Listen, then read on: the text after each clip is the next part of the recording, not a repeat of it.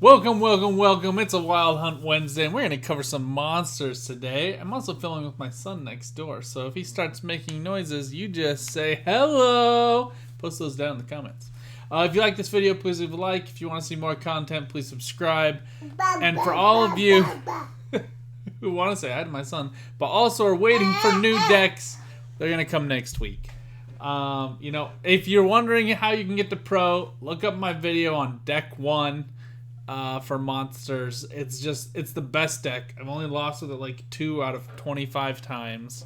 It's insanely good, and it's pretty stupid proof as well. So anyway, check that one out. Now, with all of that said, let's jump in. And the first thing I want to do before we cover monsters is go back and show you the additions to Skellige and Northern Realms, because there were 2 new additions that came. First and foremost, we'll start with Northern Realms. Keldar, 9 provisions, 4 power, 1 armor. This is essentially Von Hurst. When resupply, for those of you who aren't familiar, is whenever you play a Warfare card, it's going to spawn Witcher Student every time you play a Warfare card.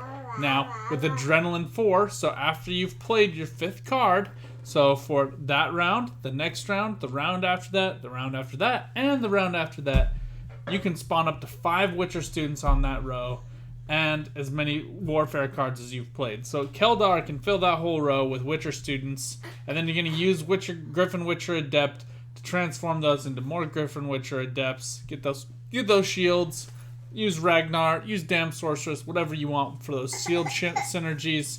But all in all, Target Practice is a Warfare card, so it is going to trigger that resupply. And we finally get a resupply card that does something that's different from Odrin and Trololo with the just generic boosts.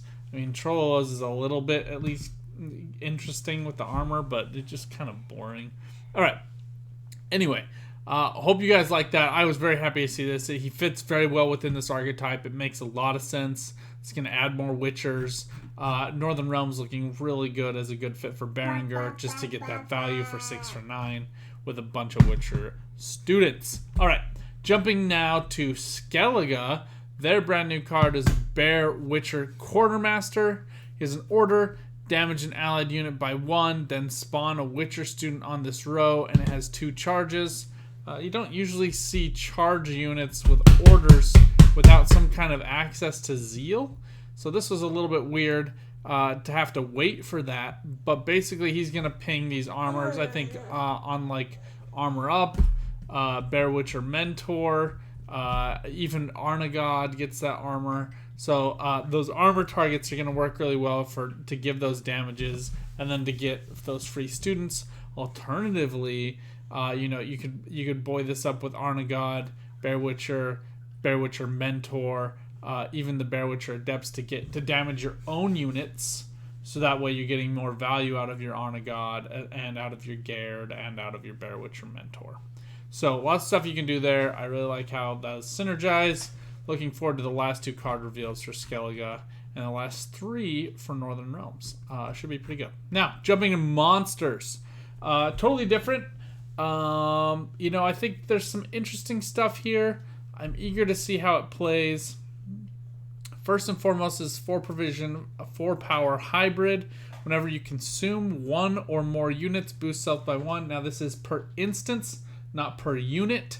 So this is not like She-Troll of Vergen where you're going to get like a ton of points with Glusty. Instead, it's only every time there's a consume. Now, notably, Overwhelming Hunger, Glusty Warp, hello, glad you're having fun. But those 2 units are going to destroy units. Hello. Are going to destroy units, not consume them. So this does have to be with consumes. And so far, we're not seeing a ton of those consumes being played yet. Spontaneous Evolution is pretty cool. This is an organic card. I'm excited to use this as part of the organic removal deck or as an organic swarm deck with Arrakis Swarm. Remember, whenever you play this, you're going to get that free drone. Easy peasy lemon squeezy. You're going to boost an allied unit by 4, and then you're going to gain an additional effect based on the unit's category. Insectoid, if you're boosting an Insectoid, which a lot of these are, you're going to spawn 3 drones on the boosted units row. I think that's probably going to be the trigger. Again, this is going to work best with the Racket Swarm because you get an additional drone. So you're getting 4 boost and 3 drones plus an additional drone. So this is playing for 8 points and 4 drones plus boost on a unit. I don't love boosting units. It's not my preferred option for a special card. I'd rather have like a removal or a spawn stuff. That way you're not just feeding into a Yurden or a Mork Fargard of Terror or a reset. But you know, this works. This works well. So Beast is going to boost it by 8 instead. I think that's trash for all the reasons I just explained. Ogroid, give all Ogroids in your hand 2 armor. That could be a cool synergy, and we're going to get into why. I think some of these other cards are going to be Ogroids. We're just waiting to see. Puka is Veil, Thrive. It's a little bit different in that it's going to have its Thrive procced every time the opponent plays a card. So that's how the developers sort of explained it. They have not said that it will have normal Thrive triggered. My son is adding all kinds of special After Effects today. So we'll wait to see what the keywords indicate and the tooltips indicate for this, but just something to keep in mind. Chimera or Chimera, however you want to pronounce it, is going to get deploy, consume an allied unit, so he's going to consume on deploy, so think of like a Barghest, but it has an adrenaline kicker. Adrenaline 4, boost all copies of consumed unit in that unit's row by 1. So I think this is going to work well with these drones. Again, with spontaneous evolution. This works well with hybrid. I just think there's not a ton of consumes in the game. I think Slizzards are probably the best fit here since you get that you get to use that consume once per turn. Insectoids also go really well here with Ruhin and Slizzards. Karen also being an Insectoid. And also being a really good consume product. Hello. We all love having you around. So Itter is next. I think Itter is one of the most interesting of all of them. So he gets an order. The order is locked until Adrenaline 3. But then on that order, he's going to consume all tokens on this row and gain immunity. So think of this as like a super bulky version of Lonely Champion. He's gonna get that, and he's gonna get that immunity. He's gonna consume all his units. Normally, Lonely Champion does come with 2 armor though, and it does meet the provision value.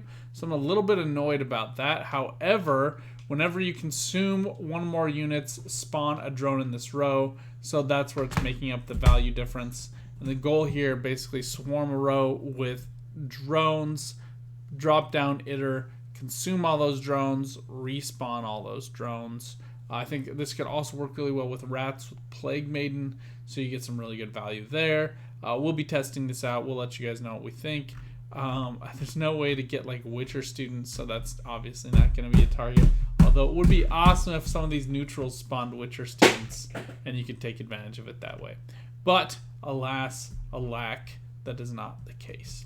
Now Koshei is nuts. Koshei is going to be like Kikimor Queen's best friend, I think. So it gets Thrive, base 4, 3 armor, and then whenever this unit's Thrive is triggered, you spawn a drone in that row. However, if you have Adrenaline 4, which remember is the 5th turn to last, so when you have, after you've played your 5th card, so you only have 4 left in hand, whenever this unit's Thrive is triggered, you're going to spawn an Andrega Larva in that row instead. I think that's important because they get Thrive, but more important because they have armor.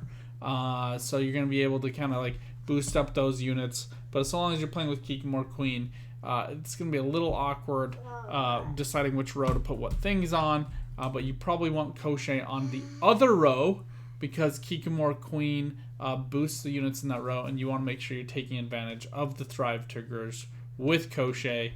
Might be interesting to see Koshei used separately with the Woodland Spirit Leader ability, as you get that 9-point Thrive trigger. It could be kind of fun. Last but not least is V. Okay, is V, and he's gonna give a Death Wish.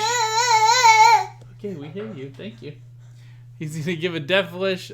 You shuffle V back into your deck and increase its base power by 3. So remember, that's not a boost. That's going to change its power from 8 to 11 to 14 to 17.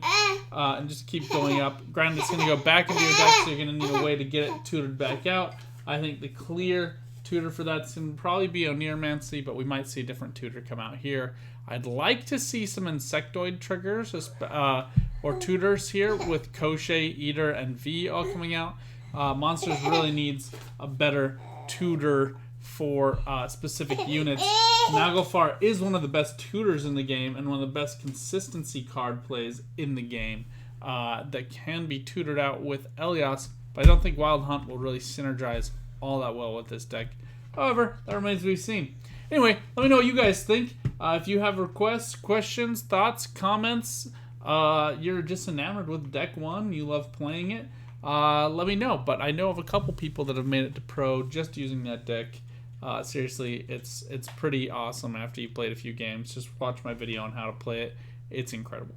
Anyway, until next time, good luck on the path. Get out there. Keep on Gwenting.